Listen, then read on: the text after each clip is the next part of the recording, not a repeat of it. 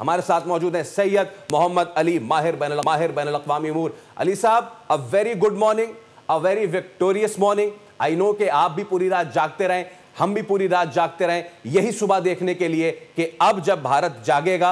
रात में उसको अपने जहाज गिरे हुए नजर नहीं आ रहे थे, फिर जब सुबह का सपेदा हुआ तो फिर उसने गिन के बताया अच्छा 3 हो गए हैं। अब जब पूरी तरह सूरज निकल आए फिर उसे पता चलेगा कि 5 से भी ज्यादा गिनती आगे निकल चुकी है। What a day and what a night for Pakistan.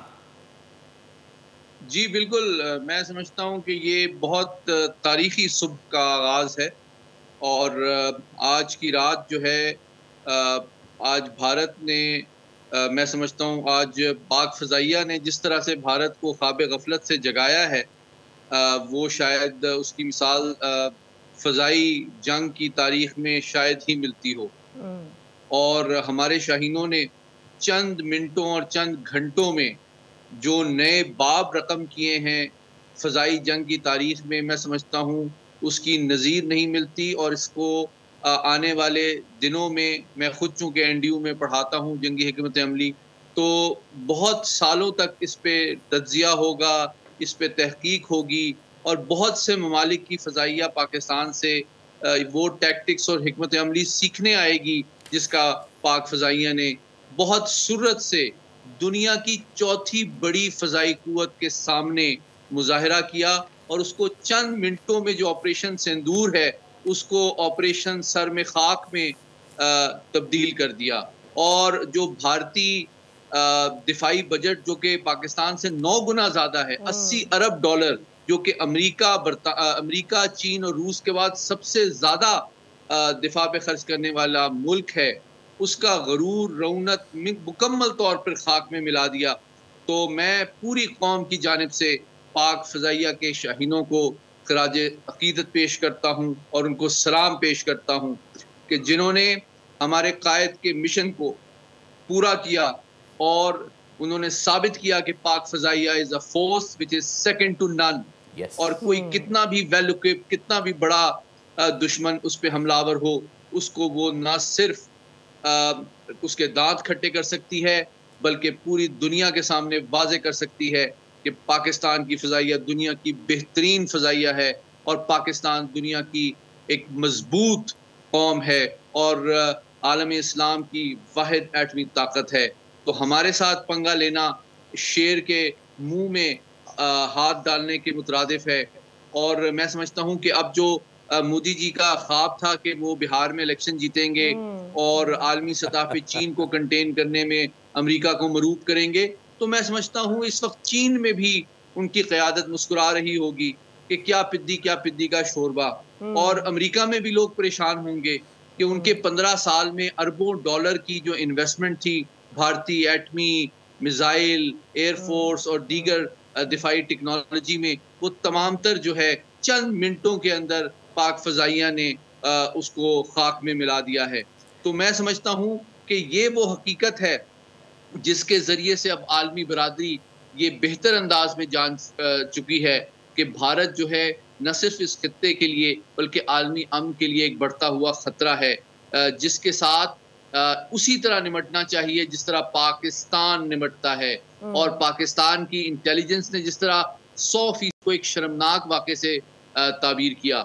और मैं समझता हूँ कि पाक फ़ज़ाइया और पाक फ़ौज ने जिस तरह मिलकर एक सिनर्जी के ज़रिए से एक इंतहाई सुरत कामयाबी के साथ इंतहाई मुअस्सर जवाबी कार्रवाई की है, वो इंतहाई प्रिसिशन भारत के जो साथ है भी। मैं वहां से समझता जब हूँ कभी हमला हुआ तो फरामोश आपने नहीं कर टारगेट सकेगा। किया मासूम जानों को, यहाँ से जब काउंटर अटैक किया गया तो बड़ी प्रिसिशन के साथ अटैक किया गया आपके मिलिट्री इंफ्रास्ट्रक्चर्स को, जिसको आपने कहा था कि हम इनिशिएट करेंगे, हम आपके मुल्क में घुसेंगे। And what exactly happened?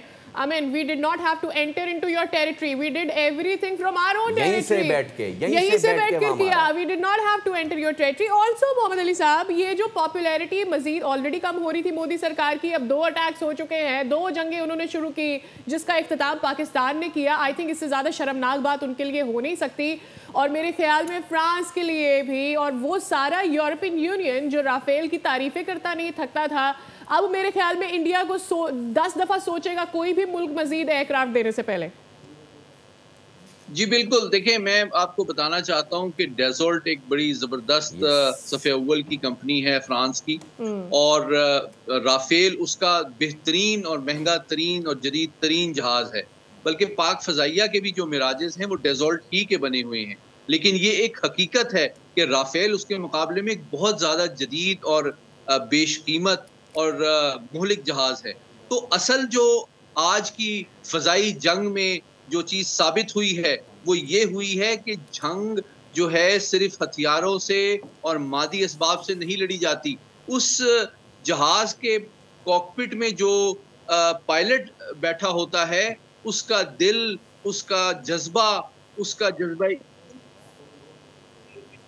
बुनियादी तौर पे डिसाइसिव और क्रिटिकल एलिमेंट होता है, जो कि जंगों का फैसला होता है। Absolutely, absolutely. Syed Mohammad Ali Saab, now coming on the diplomatic front. Right from the day one, Pakistan ये कहता रहा, अगर आपको कोई मसला है आइए शफाफ तहकीकात करवा लीजिए, उन्होंने नहीं करवाई।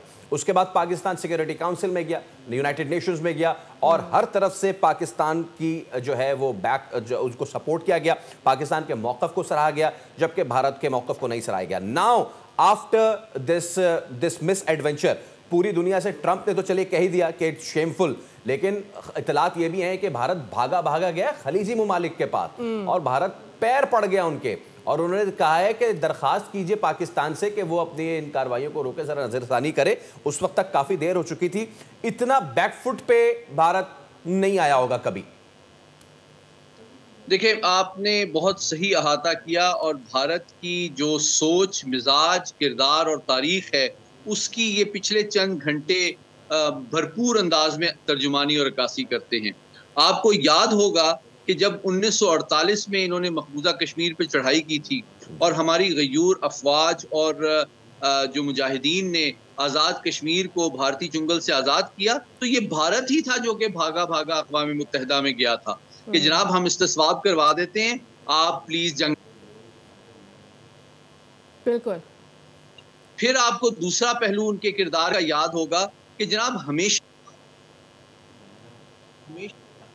की तारीकी में ये पीछे से वार करने की इनकी आदत है, चाहे 1965 की जंग हो, चाहे बालाकोट हो 2019 का, या 2025 का मई हो, हमेशा छुप के बुज़दिलों की तरह रात की तारीकी में ये वार करते हैं, और जब इनको मुंह की खानी पड़ती है तो फिर ये अक़वाम मुत्तहिदा और दीगर मुल्कों की तरफ भागते हैं कि प्लीज हमारी जंग बंदी करा दें, क्योंकि पाकिस्तान ने हमारी बड़ी बेइज्जती कर दी है और हमारी बड़ी फैंटी लगा दी है। तो ये है उनका किरदार। और फिर दूसरी बात देखिए कि उन्होंने किन टारगेट्स का चुनाव किया। उन्होंने सिविलियंस का चुनाव किया, उन्होंने मसाजिद का चुनाव किया। तो यही वो नजरिया है जो कि दरअसल अपने मुल्क में बाबरी मस्जिद को शहीद कर रहा है, और वही नजरिया, वही मोदी आज अपने पायलट्स को कह रहा है कि पाकिस्तान के अंदर जाके मसाजिद को शहीद करो। तो हम उनको याद दिलाना चाहते हैं कि पाकिस्तान गजा नहीं है, कश्मीर फलस्तीन नहीं है, पाकिस्तान आलम इस्लाम की सबसे मजबूत एटमी ताकत है। हमसे अगर आप पंगा लेंगे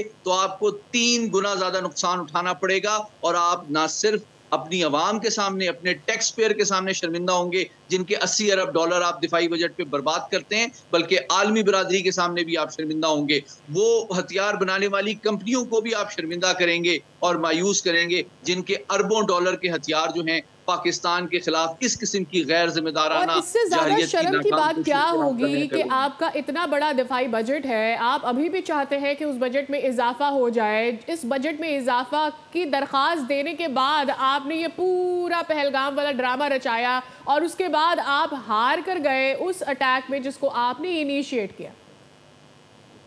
देखें, हर महाज पे अल्हम्दुलिल्लाह पाकिस्तान ने ये जंग जीत ली है, चाहे वो सिफारती महाज हो, चाहे वो अक़वाम मुत्तहिदा की सिक्योरिटी काउंसिल का महाज हो, चाहे वो व्हाइट हाउस का महाज हो, चाहे वो कानून का महाज हो, चाहे वो फ़ज़ाई जंग का महाज हो, चाहे वो लाइन ऑफ कंट्रोल का महाज हो।